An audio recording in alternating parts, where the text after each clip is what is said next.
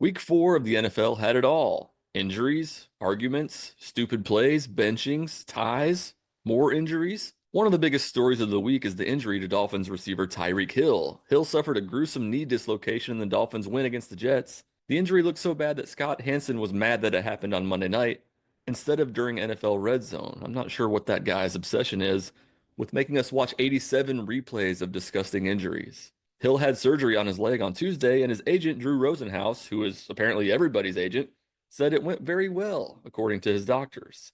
You know what didn't go very well for the New York Jets? The win column. As a Patriots fan, it delights me when division rivals play each other because one of them has to lose, unless there's a tie. But when does that ever happen in the NFL? Devon Achane had a beastly touchdown run. Tua turned the ball over, actually didn't live up to his last name, but he did toss 2 touchdown passes, both to Darren Waller, a guy who gets John Gruden really amped. Oh shit, they got the beam on me. Playing defense, trying to draw up a scheme for me. What you mean I ain't the one? Every time I ran around, they had the whole fucking team on me. Justin Fields did play well, 226 yards and a touchdown through the air, 81 on the ground, including a 43-yard touchdown run.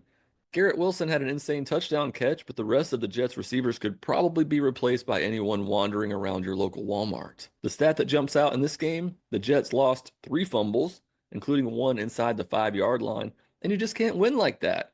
Unless maybe you're playing the Bengals. Segue.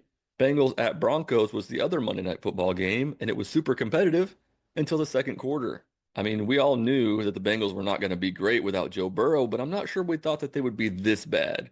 They really just could not get much going on either side of the ball. They sacked Bo Nix 0 times while letting him drop 326 yards on him with 3 total touchdowns.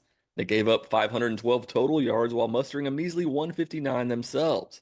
Jake Browning was sacked 3 times and only averaged 5 yards per attempt.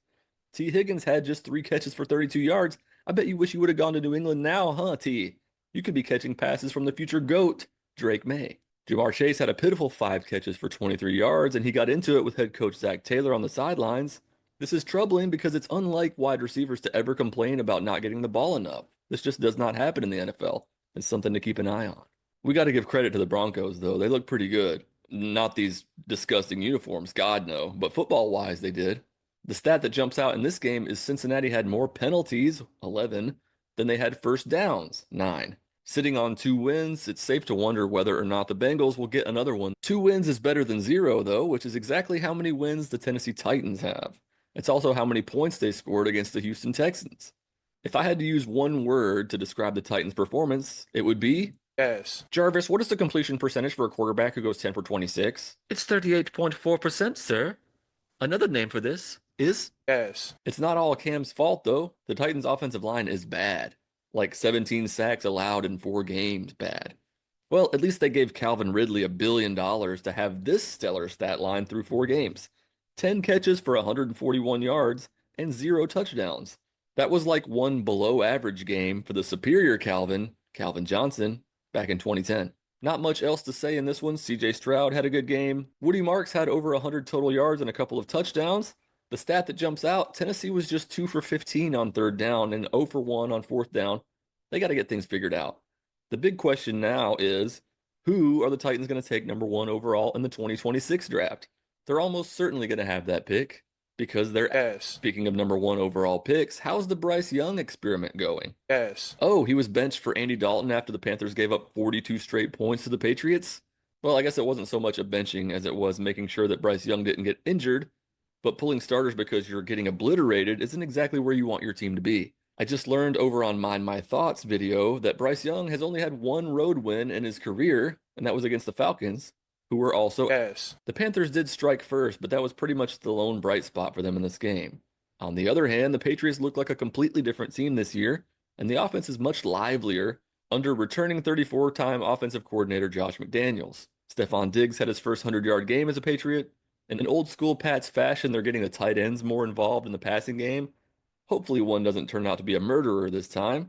Drake Maye is getting compared to NFL MVP Josh Allen, which is exciting if you're a Patriots fan like me. It's just a matter of time before he's making deep playoff runs and getting bounced every year by the Kansas City Chiefs. The stat that jumps out in this game is Marcus Jones had 167 punt return yards, including 1 touchdown and another one that was almost a touchdown, saved by a shoestring tackle by the punter. Let's move on to the Ravens at Chiefs, two teams who have been a little underwhelming this year. Which team would get it going? Do you honestly think that Travis Kelce's going to lose the week that Life of a Showgirl comes out? Come on, man. He had 5 catches for 48 yards. Former Patriots mega stars Juju Smith-Schuster and Tyquan Thornton both had touchdown catches, as well as former Raven Hollywood Brown and running back Isaiah Pacheco, who runs like a maniac. 270 yards, 4 touchdowns for Patrick Mahomes. Xavier Worthy reminded us all that he's basically the Flash. Lamar Jackson had an interception and lost a fumble. Unfortunately, he also hurt his hamstring in the third quarter and will likely miss a few weeks.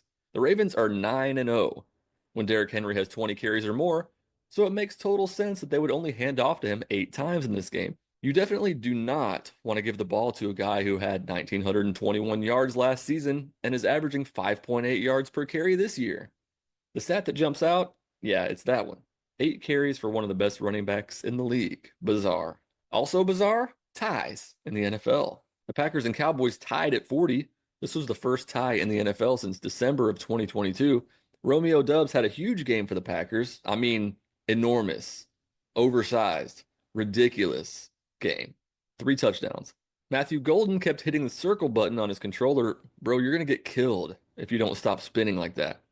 Josh Jacobs was actually the Packers' leading receiver in this game, and he also had 86 yards and 2 touchdowns rushing. For Dallas, George Pickens had 134 yards and 2 touchdowns. Both quarterbacks balled out for 300 plus yards, 3 touchdowns, and 0 picks each. Dak also added a rushing touchdown. Michael Parson, as Jerry Jones would say, made his return to Dallas and had a touchdown-saving sack in overtime. This game was just straight up entertaining, unless you're a fan of defense. And it's especially entertaining if you like ties. Let's go to Dublin for Steelers-Vikings. So are you women from Ireland, perchance? Because when I look at you, my wiener doubles in size. Oh, no. He means that his penis is Dublin. Yeah. Like the city in Ireland. Jalen Ramsey had a fantastic 62-yard scoop and score, but it was called back. A fake hamstring injury celebration for nothing? Also, if you thought Aaron Rodgers was done, I'm sorry to tell you, that's not true. He hit DK Metcalf for an 80-yard touchdown and then got all flirty with head coach Mike Tomlin. They were pointing at each other, blowing kisses. Rodgers finished with 200 yards and that touchdown, and also what looked like a bounce pass to an offensive lineman. Kenneth Gainwell had 99 carries and 2 touchdowns for the Steelers. Carson Wentz and Justin Jefferson both put up big numbers, but Wentz's 2 picks were too much to overcome, even though the Vikings did make a late push after being down 24-6. The Vikings will stay in Europe and host the Browns in London next week. There's a joke here about brown beans and toast or something with London food being terrible, but I'm too lazy to make a good one. For week 4, the Browns didn't have to travel overseas. They just had to go up to Detroit to play the Lions, who after an opening loss to the Packers have been cooking. Detroit forced a couple of interceptions from Joe Flacco as well as a fumble. He was sacked thrice, 2 times by Aiden Hutchinson, who forced that fumble. Khalif Raymond returned a punt for a score. This was just a case of one team being much better than the other. Better offense, better defense, better special teams, better ingredients, better pizza, Papa John's. Dylan Gabriel has been named next week's starter by Cleveland, so that should be a fun experiment for a week or two. What are the Atlanta Falcons? Yes. Well, besides that, they're so up and down. How do the fans even know what to ever expect anymore? I guess if there's ever a time to bounce back from getting blown out 30-0 by the Panthers, it's a game where Marcus Mariota is the opposing starting quarterback. Nothing against Mariota. It just feels weird to see him starting a game in 2025, but I guess we also have seen Carson Wentz and Mac Jones starting this year, so who knows? Maybe we all died in 2020 and we're living in some sort of alternate reality. Stick to football, dork. Okay. Big Penix Energy had 313 yards and a couple touchdowns to Kyle Pitts and Drake London. Huge game for Bijan Robinson, 110 yards receiving to go with his 75 yards rushing and a touchdown. Deebo Samuel and Luke McCaffrey had touchdowns for Washington, but it just wasn't enough to get it done. It was nice to see my boy Mike Sainristil intercept Michael Penix again, though. Ian Eagle might have the call of the day on this Robinson touchdown. Bijan with the mustard touchdown. The stat that jumps out, Atlanta was 6 for 12 on third down conversions, and the Commanders were just 1 for 8. Baker Mayfield has that dog in him, but was it enough to beat the Eagles? Let's push our way down to Tampa. Okay, I'm going to fire whoever wrote that. It was me, I wrote that. This game put the special in special teams. The Eagles blocked a punt and took it to the house, and Bucs kicker Chase McLaughlin hit a 65-yard field goal, putting him second all-time behind the sexual misconduct guy. No, not him. No, not him either. There we go. Jalen Hurts threw the easiest touchdown pass of all time. Bucky Irving and Emeka Ibuka had big plays, but they weren't quite enough to pull Tampa out of a 24-3 hole, despite that 60 freaking 5-yard field goal right before the half. The Eagles pulled a beautiful fake tush push and held off Tampa to win 31-25. A.J. Brown was disgruntled after the game after having only 2 catches. To be fair, though, has he ever been gruntled? Well, when you look at it this way, the Eagles suffered yet another win on Sunday, moving to 4-0, and Brown is only making $32 million this year, so it's easy to see why he might be upset. Definitely not a diva. Moving on to Saints at Bills, 0-3 at 3-0, and this one was closer than most people would have thought for a while. Khalil Shakir and Kendre Miller showed amazing balance on their respective touchdowns. The Saints failed spectacularly on a Philly special. The Bills' pass defense seemed to be the biggest difference in this one, holding Spencer Rattler to just 126 yards on 27 attempts. The Saints have led for only a few minutes of a game all season long. That was the opening game against the Cardinals. Maybe that changes next week against the Giants, who took on the Chargers in Week 4. LA was undefeated coming into the game, and Justin Herbert has been playing well. Giants quarterback Jackson Dart made his first start, and maybe he got in Herbert's head by posting Madison Beer on his story. Dart's final stat line wasn't overly impressive, 13 for 20, 111 yards, and 1 touchdown, but he played with a lot of grit. 10 rushes for 54 yards and a touchdown, moving the chains, adding a little excitement to the Giants' offense. Cam Scattaboo did his best Mike Allstott impression. Unfortunately, in this game, Malik Neighbors tore his ACL. Almost as unfortunate is that the Chargers still couldn't beat the Giants with Neighbors out. Amarian Hampton and Quentin Johnson had great games, but Herbert's interceptions were the difference. The Giants get their first win. Ashton Jeanty had a monster game for the Raiders against the Bears, 138 yards and a touchdown on the ground, 2 more touchdowns receiving, but the Raiders still fell short against Chicago. Why? Turnovers. Jeanty lost a fumble because his center thought it would be a good idea to not block a giant dude lined up right in front of him, and Geno Smith tried this new strategy of throwing it to the other team, over and over. The Raiders attempted a game-winning field goal, but the Bears shut that shit down like it was the U.S. government. Despite being outrushed 240-69, Chicago wins. Wasn't pretty, but a win is a win. And now, what everyone is excited about, the return of Brock Purdy. Right? Right? After this game, maybe not. 2 interceptions and a lost fumble might leave fans pining for gritty-hitting Mac Jones. Travis Hunter did what he does, playing on both sides of the ball. 3 catches for 42 yards, 2 tackles, and some excellent blocks in the run game.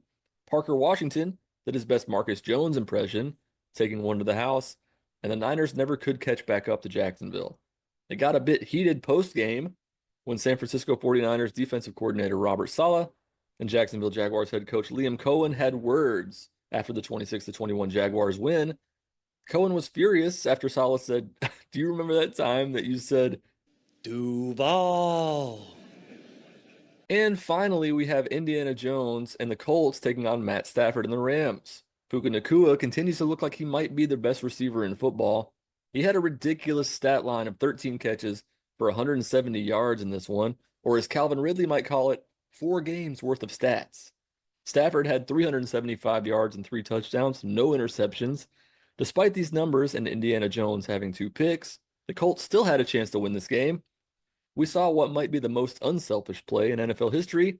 On what would have been a 76-yard touchdown catch to take the lead, Colts wide receiver Adonai Mitchell decides to fumble the ball through the back of the end zone instead, giving the Rams the ball back.